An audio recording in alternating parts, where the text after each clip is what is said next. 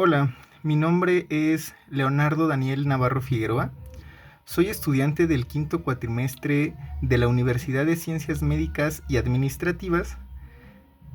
Soy alumno del grupo 05MB. Les voy a presentar un caso clínico de una paciente que tiene diabetes tipo 1 con enfermedad periodontal. La OMS nos dice que la diabetes es una enfermedad metabólica crónica caracterizada por niveles elevados de glucosa en sangre, que con el tiempo conduce a daños graves en el corazón, los vasos sanguíneos, los ojos, los riñones y los nervios. Como les mencionaba, yo les voy a hablar de una paciente que tiene la enfermedad de diabetes tipo 1, por lo cual les voy a explicar en qué consiste la diabetes tipo 1.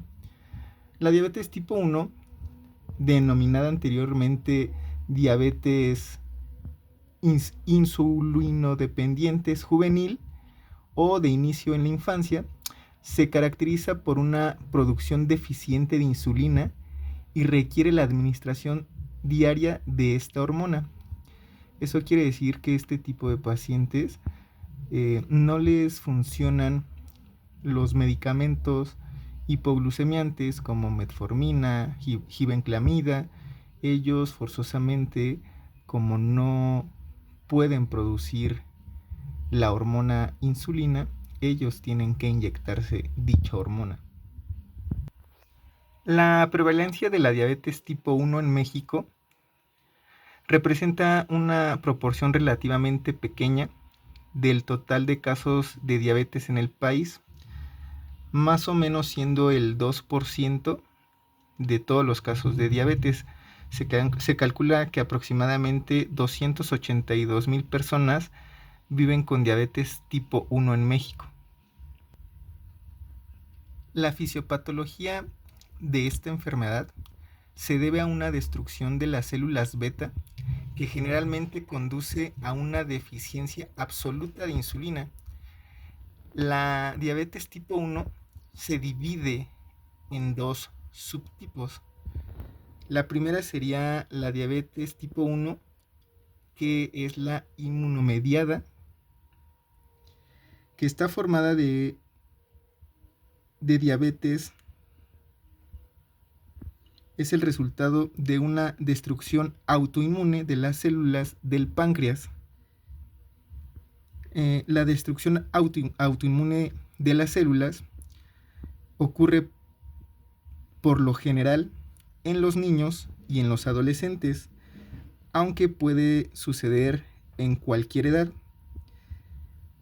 Y en ella existe una predisposición genética.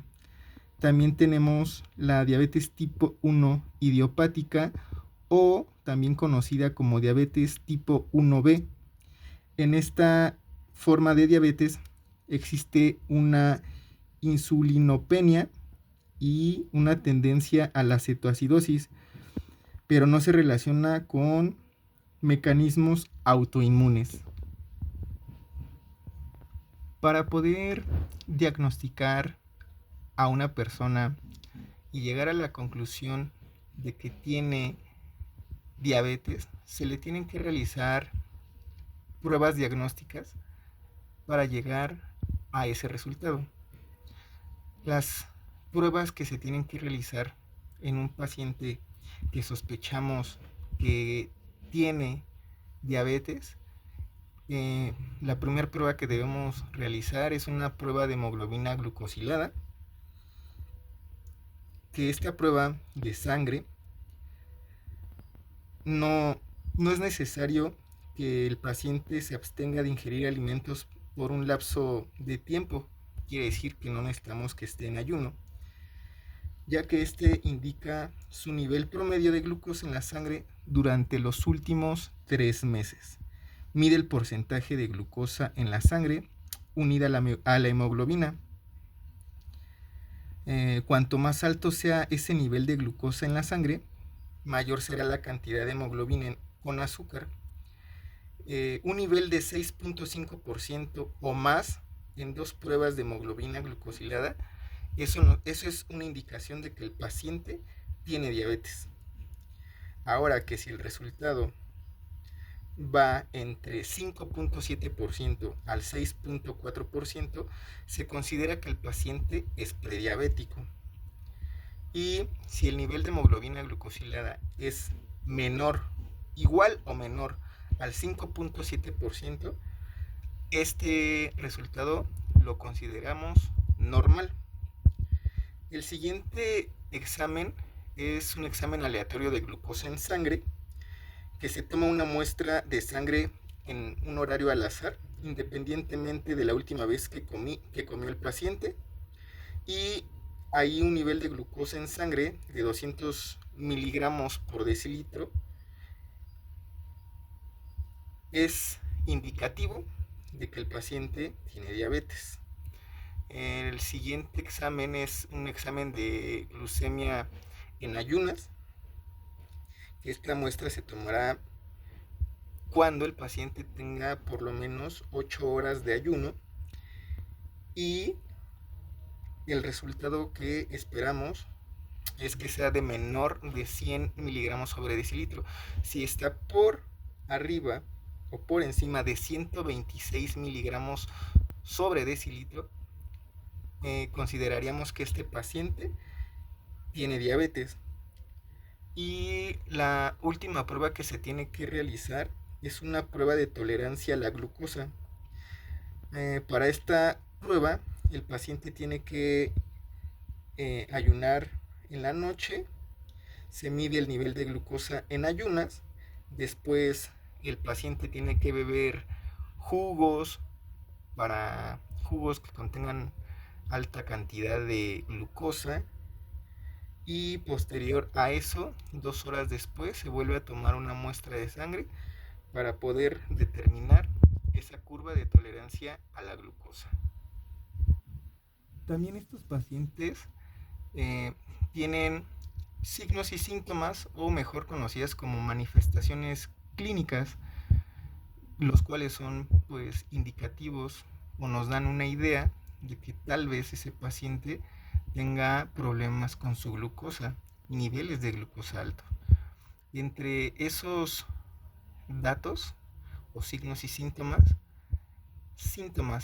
mejor dicho, sería la poliuria, que es el estar orinando constantemente; polidipsia, que quiere decir que el paciente nos refiere que tiene sed todo el tiempo; polifagia,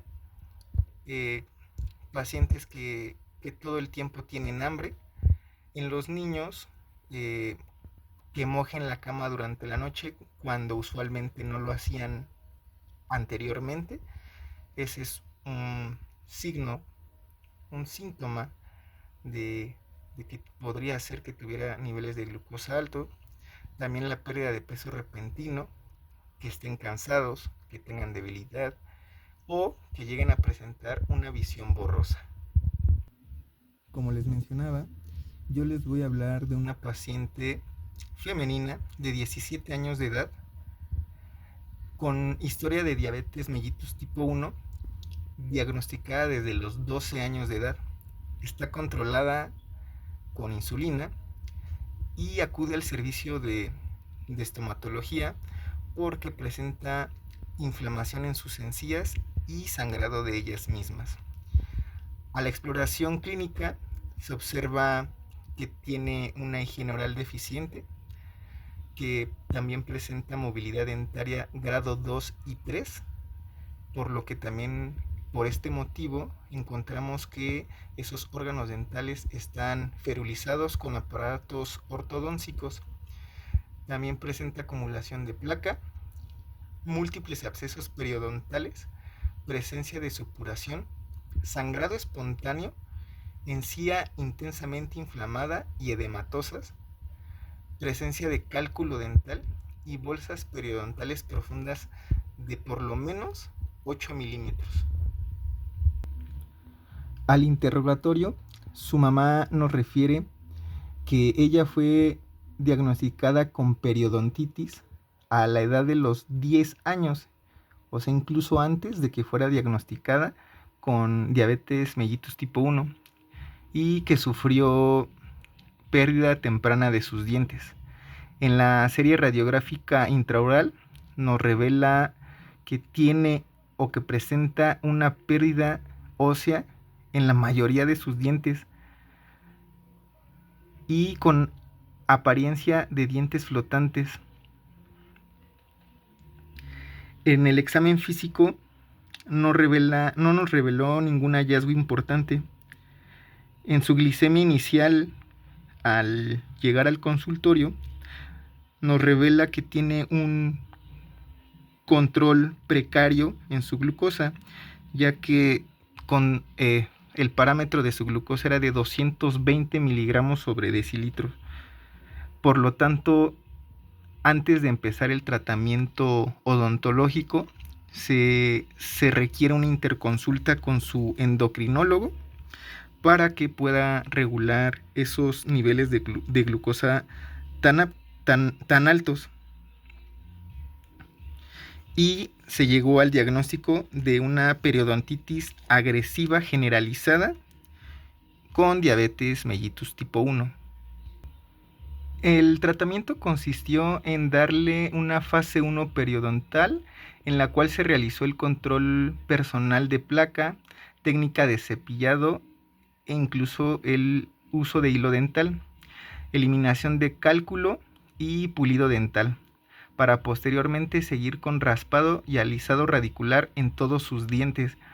Al término de la fase 1 se indicó amoxicilina con metronidazol por 7 días. Durante la fase 2 periodontal se realizaron extracciones de los dientes con un diagnóstico pobre, los cuales fueron 17, 16, 12, 11, 21, 22, 26, 27, 37, 36, 46, 47 y 48. Al término de la cirugía, se colocó una prótesis removible provisional superior e inferior. Durante la siguiente cirugía se realizó el desbridamiento por colgajo en los dientes inferiores 35, 34, 33, 32, 31, 41, 42, 43, 44 y 45, con la colocación de se llama plasma rico en factores de crecimiento, que esto es una técnica utilizada utilizando el propio plasma del paciente, que es rico en factores de crecimiento para promover la regeneración y la reparación de los tejidos de la boca. Posteriormente se realizó una cirugía con regeneración tisular guiada, que es un procedimiento quirúrgico que busca recuperar el tejido periodontal perdido debido a enfermedades como la periodontitis que presentaba esta paciente. Se solicitó una interconsulta con el Departamento de Prótesis Bucal y Endodoncia, los cuales realizaron tratamientos de conductos en el órgano dental 13 y 23 previo a la cirugía. Se colocaron provisionales de acrílico en el 15, 14, 13, 23, 24 y 25 para realizar pilares ferulizados. Las pruebas de laboratorio finales revelaron un control de glicemia de 140 miligramos, que comparado cuando llegó al consultorio era de 220. El tratamiento periodontal que se le realizó no presentó ninguna complicación y el control metabólico de su diabetes dio origen a un mejoramiento significativo en la condición periodontal. Fue importante que la paciente siguiera las indicaciones tanto de nosotros, personal de odontología, como de su médico endocrinólogo. En conclusión, uno de los aspectos más importantes en el éxito del tratamiento periodontal es que nosotros como odontólogos eduquemos al paciente acerca de su enfermedad, incluyendo sus causas, los factores de riesgo y el papel del paciente en el transcurso del tratamiento. Hacerles entender que si ellos no cooperan con su tratamiento, si ellos no se cuidan, por más que nosotros hagamos tratamientos, no van a resultar exitosos si ellos no controlan sus niveles de glucosa. Por mi parte sería todo. Espero les haya quedado claro. Espero les haya gustado esta presentación. Que estén muy bien. Hasta luego.